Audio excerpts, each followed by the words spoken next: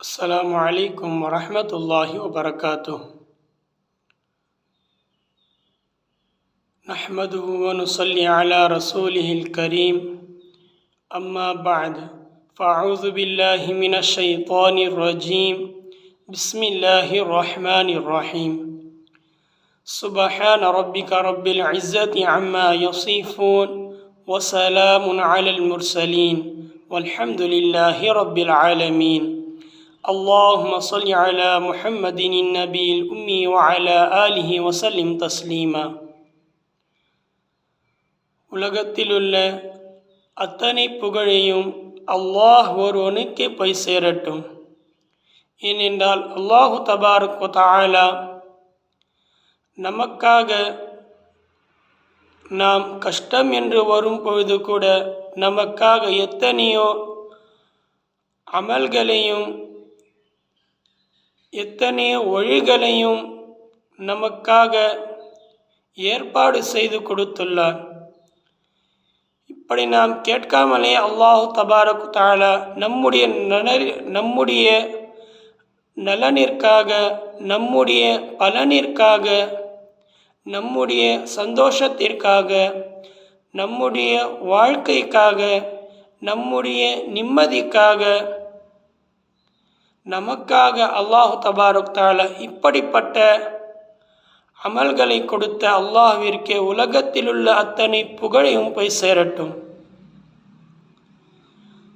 நமக்கு இன்றைக்கு தேவை என்னவென்றால், யாரை கேட்டாலும் இதை தான் சொல்லுவார்கள். நீங்கள் யாரை கேட்டாலும் ஒரே ஒரு வார்த்தை தான் சொல்லுவார்கள், எனக்கு ரொம்ப கஷ்டமாக இருக்கிறது. என்னப்பா கஷ்டம் அப்படின்னு கேட்டால், பணத்தினுடைய கஷ்டம்தான். நான் எவ்வளோதான் சம்பாதித்தாலும் கையில் நிற்பதில்லை. எனக்கு தேவை என்று வரும்போது என்னிடத்தில் பணம் இருப்பதில்லை என்று தான் சொல்லுவார்கள். தேவை நமக்கு தினந்தோறும் இருந்து கொண்டுதான் இருக்கிறது. ஆனால் நம்முடைய தேவைகள் அனைத்தையும் பூர்த்தி ஆகிறதா என்று கேட்டால் இல்லை. நாம் எவ்வளோதான் சம்பாதித்தாலும் செலவு என்று வருகிறது. நாம் சம்பாதிக்கிற வருமானத்தை மிகவும் சீக்கிரமாக காலிதான் ஆகிறது தவிர, அதை ஏதாவது சேமித்து வைக்கலாம் என்று நினைத்தால் அது முடிவதில்லை. அதற்காக என்ன முயற்சி செய்ய வேண்டும், அதற்காகன்னு சொல்லி நாம் போய் நம்முடைய சம்பளத்தை ஏற்றி கொடுங்க, எனக்கு டபுளாக கொடுங்க, எனக்கு தினந்தோறும் தருகின்ற கூலி டபுளாக கொடுங்க என்று போய் கேட்க முடியாது. ஏனென்றால் அப்படி கேட்டால் யாரும் தரவும் மாட்டார்கள். அதற்காக நாம் அமல் செய்யலாம், அதற்காக நாம் அமல் வேணால் செய்யலாம், அல்லாஹ்விடத்தில் கேட்கலாம். நம்முடைய முதலாளிகளிடம் அப்படி கேட்க முடியாது. அப்படி கேட்டால் அவர்கள் கூலி தர மாட்டார்கள். காலியாக தான் போய் எங்கேயாவது வேலை பார்த்துக்கொள்ளு அப்படின்னு சொல்லி வேலையிலிருந்து நிறுத்தி விடுவார்கள். இல்லை என்றால் கோபத்தில் வேறு ஏதாவது வார்த்தைகள் தான் விடுவார்கள் தவிர, நமக்கு செலவு அதிகமாக இருக்கிறது, என்னுடைய சம்பளத்தையும் நீங்கள் கொடுக்கின்ற தினந்தோறு கூலியும் டபுளாக கொடுங்க என்று கேட்டால் அதற்கு பதிலாக ஏதாவது எடுத்து வேறு ஏதாவது தான் கொடுப்பார்கள். அதாவது அடிதான் கொடுப்பார்கள், 4 அடி. அதை தவிர வேறு எதுவும் தரமாட்டார்கள். ஏனென்றால் அப்படி தரவும் முடியாது. அப்படியே டபுளாகவும் ட்ரிபிளாகவும் கேட்டால் அப்படி தரவும் முடியாது, அப்படி தரவும் மாட்டார்கள். ஆனால் அல்லாஹ்விடத்தில் அதே நம்பிக்கையோடு நீங்கள் டபுளாக இல்லை, ட்ரிபிளாக இல்லை, 10 மடங்காக கேளுங்கள். அவன் தருவதற்கு அல்லாஹ் தயாராக இருக்கிறான். அவன் அதை கூலியாகவும் அதை காசாகவும் தருவான். இல்லை என்றால் நம்முடைய காசில் அதில் 10 மடங்காக பர்க்கத்தை போட்டு விடுவான். அது எப்படிப்பட்ட பர்க்கத் இருக்கும் என்றால், அதே காசு வைத்து நாம் ஒரு நாள் செய்யக்கூடிய செலவை எவ்வளோ இருக்குமோ அதே செலவை 10 நாள் அதே காசில் வரும்படி அவன் அதில் பர்க்கத்தை போட்டு விடுவான். அது அப்படிப்பட்ட பரக்கத்தாக இருக்கும்.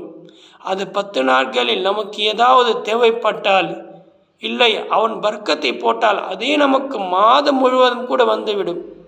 நாங்கள் 15 நாட்களில் செய்யும் செலவை அது அல்லாஹ் தபாரக் தஆலா 30 நாட்களில் செய்யும் அளவிற்கு அந்த அளவிற்கு பர்க்கத்தை போட்டு விடுவான். அப்போது 30 நாட்களில் நமக்கு ஏதாவது தேவைப்பட்டால் உடனே நம்மிடத்தில் அதற்காக பணம் இருக்கும். ஏனென்றால் அதாவது பர்க்கத்தை தரக்கூடியவன் அவன்தான், அதே போல் நமக்கு செலவு தருகிறவனும் அவன்தான். சரி, எதற்காக நமக்கு அவன் இவ்வளோ செலவு தருகிறான்? அதற்கு காரணம் என்ன? அதற்கு நாம் தெரிந்தும் தெரியாமலும் செய்த பாவங்கள் தான் அதிகமாக இருக்கும். நாம் பாவம் செய்து அவனுக்கு கஷ்டத்தை கொடுத்திருந்தால் அவன் நமக்கு அதையே 2 மடங்காக 10 மடங்காக கூட தருவான். எப்படி அவன் பர்க்கத்தை தருகிறானோ அதே போல் கஷ்டமும் கொடுப்பான். இதை நம்முடைய ஞாபகத்தில் நாம் வைக்க வேண்டும். நாம் அல்லாஹ்விடத்தில் பர்க்கத்தை மட்டும்தான் 10 மடங்காக 100 மடங்காக கேட்கிறோம்.